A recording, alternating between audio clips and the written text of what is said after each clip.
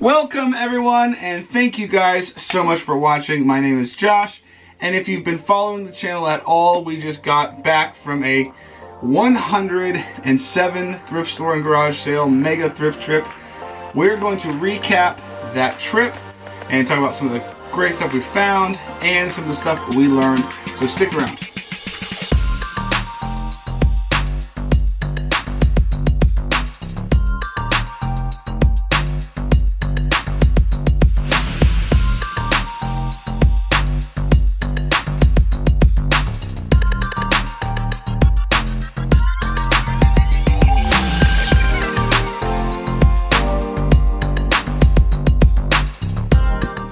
Alright, so first I'm going to go ahead and just recap some of my favorite finds, and then we're going to talk about the things that I learned about this whole trip and what I would have done different or done better for the future. So let's just go over, I think this is like 1, 2, 3, 4, 5, 6, 7, 8, about 8 items that I found that I really loved that were really dope. If you watched the videos, you probably saw some of these. You may have missed some of them. To be honest, it was incredibly fast paced. We were trying to hit so many thrift stores, so we've missed some thrift stores like filming and missed recapping some of them, so maybe some of them you missed. But first we got this dope Healy Hansen, or whatever however you pronounce it, vintage jacket, like rain jacket. It's got all the sweet pieces embroidered. It's a packable hood. Amazing dope piece in XL. Got this out of one of the bins, I think outside of the Fort Hood area, for real cheap, for like $1.50. So super sick. It's just got all the different little pieces and hits and nuances. So dope piece there. Really excited to find that. Got this, I think in San Antonio, I want to say, but super dope, like John Elway, Denver Broncos, single stitch nutmeg tee, in a good size large. So dope t-shirt, $19.95. Really cool. This is gonna be a good piece when the NFL starts back up in the summertime. Here's another one that I loved. I love finding polo sport stuff. Anytime there's polo sport stuff, there's a polo sport like drawstring bag. I mean, anytime you find polo sport stuff, I'm into it. So, just sick like nylon bag. I haven't even opened it up yet to see what might actually be in there. I'm pretty sure most of these things get checked. Oh, well, there's a watch in here.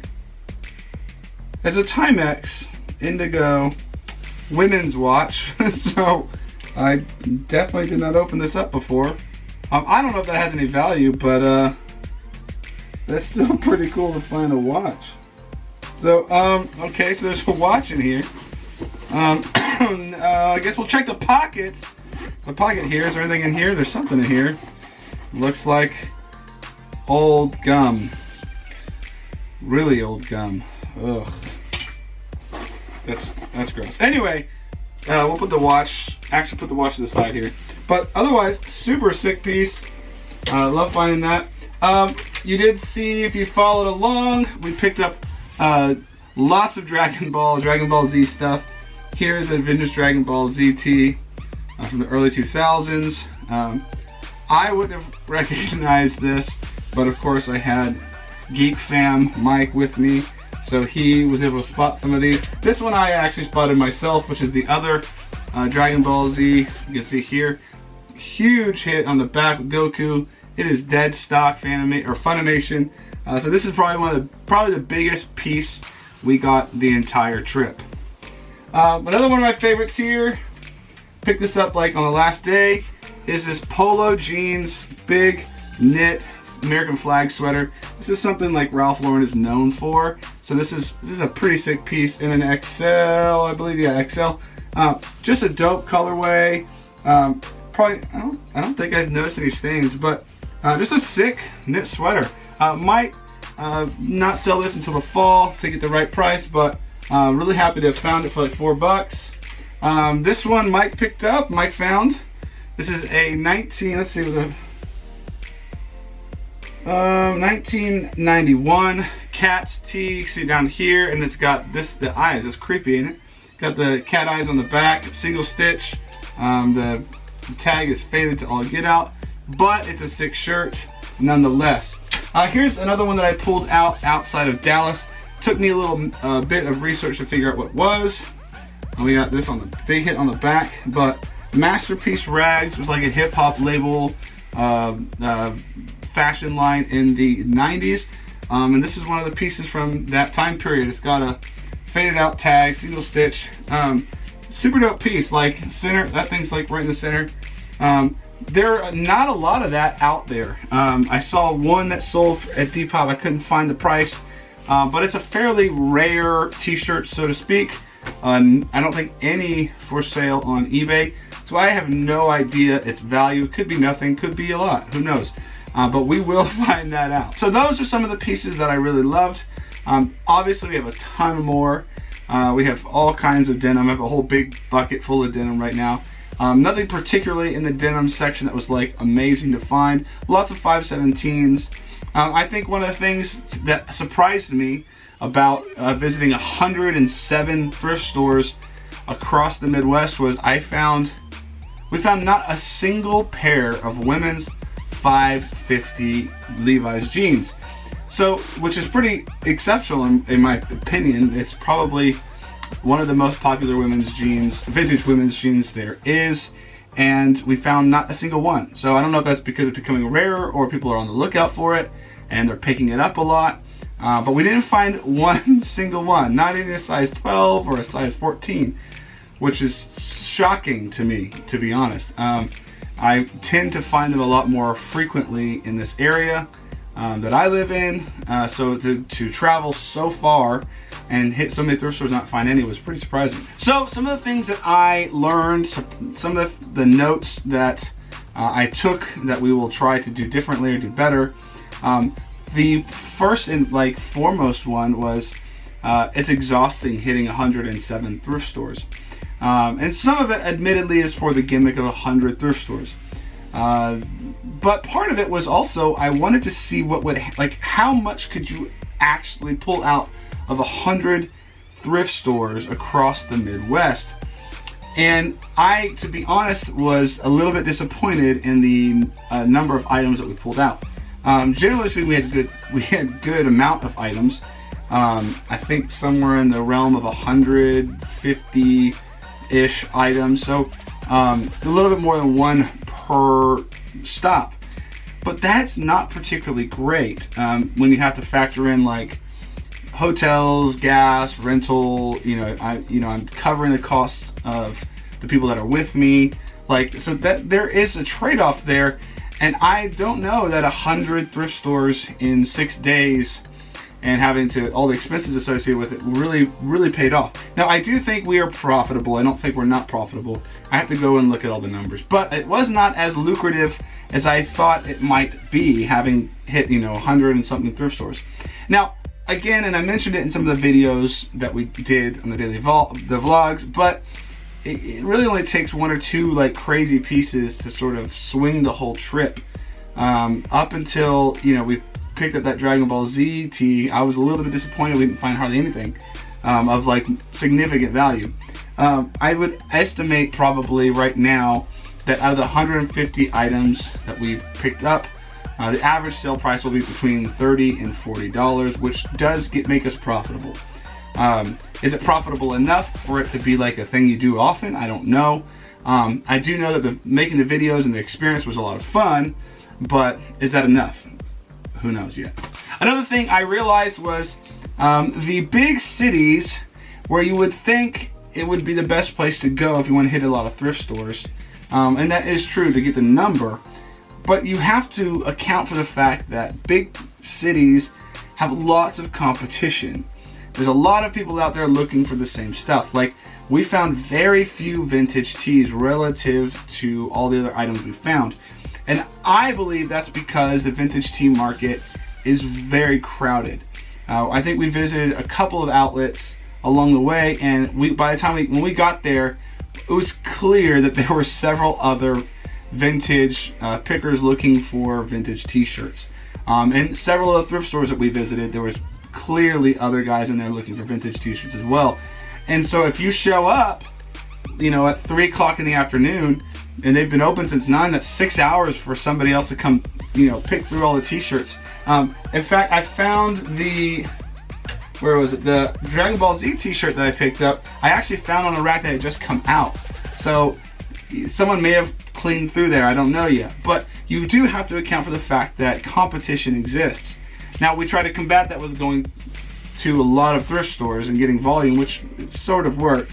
But I think if I do this again, I'm going to strategize a different focus. Instead of focusing on big cities where you sort of think that it should be really good, I'm going to focus on mid-sized cities, because if we went back and it was like Wichita and Lawton and some of these smaller towns in between Waco and Fort Hood and some of those places that we did the best, because they had the best prices, because there's not as much demand, so the prices tend to be lower, and there's not as much competition. So we found more items out of those stores, even though there were less stores.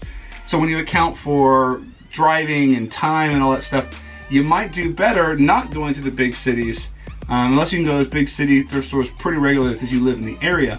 So I think if we did it again, we're going to focus on mid-sized cities that have a good number of thrift stores but don't have maybe not as much competition as Oklahoma City or Dallas or Houston or San Antonio. Now, another thing that I learned, but I already kind of knew, was that more people on your trip, the better. Mike and I, especially when we had Josiah, we could clear a thrift store in about 15 minutes. I think at one point in Wichita, we hit 6 in 30 minutes, which was pretty incredible. They were a little bit smaller, and we were quick through all the areas that we were planning to look for. So you can actually do a lot when there's two people that you're fairly confident know enough. But even if they don't know, like Josiah didn't know a ton about everything we were looking for, but he knew, generally speaking, what might be a suspicious item that he could bring in and we could double check. So having more people on the trip was definitely helpful. Something else that I learned along the way was you really have to know and be aware of the cities that you go to, what time the thrift stores open. And you have to focus within those, that block of time. We wasted about an hour in Wichita because we didn't realize that most of the thrift stores in that town opened at 10.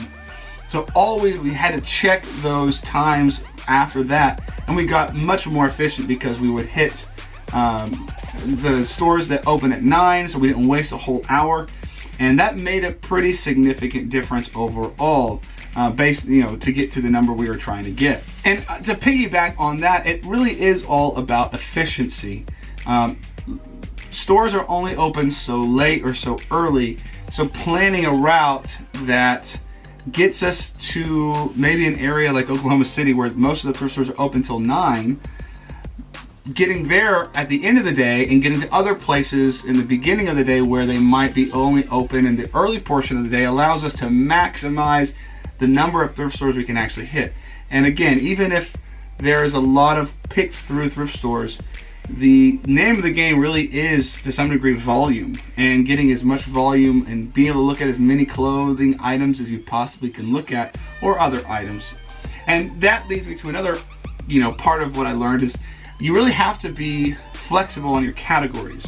The nice thing was Mike has, a lot of knowledge in the collectibles and toys and, geek world. And so he would check toys and books and stuff like that. And we're able to grab a few things from those categories that I'm not as familiar with. And if you're flexible and know a lot of different categories, if the vintage t-shirt section is really picked through, you might find that, you know the shoes well enough to make your money up by finding good shoes. Which actually, and ironically, is probably what really saved us, is I know shoes fairly well, and we found enough decent and high quality shoes in the places that we weren't finding vintage jackets or t-shirts or denim. And so knowing some of the shoes or some of the newer clothing items, knowing that is pretty helpful. Now, one thing we didn't do super great was rest. We were pretty exhausted at the end of each day, mostly because we were traveling for so long. We would thrift until 9 if possible, if the area we were in allowed us to, and then we would drive sometimes 2 hours after that just to get to our hotel. And I think that if I had planned it better, and in the future I will plan it better, now that I know some of these things, I would have definitely given us more time in the evening to rest if possible. Going through a town like Oklahoma City where thrift stores are open till 9, I would have definitely planned and said, hey, this is gonna be a really high volume day, so tomorrow night we're gonna end somewhere else where it's not gonna be nearly as stressful or high volume, and let everybody recoup, because it was exhausting and that affects you starting the next morning. And especially when it comes to the weekend where we hit more garage sales, that stuff is important. Now, another thing that surprised me was we saw one flea market in all of Kansas, Oklahoma, and Texas. It wasn't until we got back into Arkansas that we actually saw any flea markets. And that surprised me, because in Arkansas and Missouri, flea markets are like, I don't know, they're like convenience stores. They're freaking everywhere. So that was a bit surprising, because I had sort of planned that would be the case. Now, that doesn't mean there's not flea markets in those places. It's just that you drive down the street in Arkansas and Missouri and they're on either side. In these other places where they're maybe not as densely populated, that wasn't the case. And so I was expecting to hit more of those, and I didn't see them very often along our route. And so that was a bit of a difficulty, because we sort of relied on some of that, potentially finding those things along the way, but we didn't. Ultimately, we had a good time. We enjoyed it. We found some good stuff. It may not be for everybody, and we probably will do this again, but we'll definitely revise it and approach it a little bit differently than we did this time. We probably won't go for 100 next time we go out, and we may only go out for 5 days versus 6/7, 6.5. And we'll probably try to be more focused and be more specific than we were this time. But in the end, it was fun. It was rewarding and lucrative to a degree, and maybe we can refine it and make this a little bit more enjoyable, more lucrative, and for you guys more entertaining. Because I know that the videos weren't nearly maybe as exciting, especially when Josiah left. After Josiah left, they were not, because man, it's high pace. We're getting in. We're navigating to the next spot. We're hitting that thrift store, navigating to the next spot, blah, blah, blah, blah, blah. So we'll definitely do this again, and we'll see what adventure awaits us then. So thank you guys so much for watching and watching the whole series. We'll see you guys in the next one. Please remember to like, comment, subscribe, and we'll see you guys later.